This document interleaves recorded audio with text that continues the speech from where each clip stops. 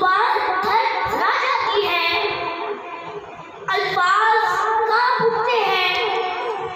جب کسی ایسی شخصیت کی بات کرنی ہو جس کی تعریف کرتا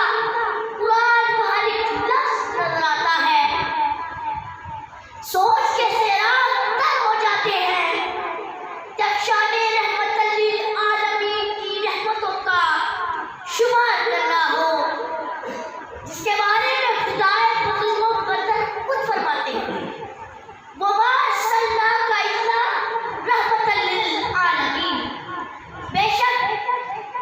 نبی بن کر آئے، نبی رحمت بنے،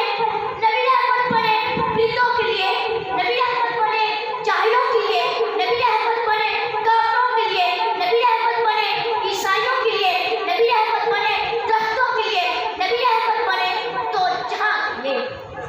صدر محتشم آقا دو جہاں نبی رحمت وہ عظیم المرتبت ہستی ہے کہ جن کی آمد نے ماؤں کے پیروں تلے جنت، بہن بیٹی کی تربیت میں جنت، والدین کی زیارت کو حج و عمرہ، تلاوت آیات، تعلیم کتاب و حکمت، تزکیہ نفس اور صحبت مستقبل نے انسان کے ظاہر و باطن کو پاک کر دیا۔ پدمے کونین سجانے کے لیے آپ آئے، پدمے کونین سجانے کے لیے آپ آئے، شمع توحید جلانے کے لیے آپ آئے،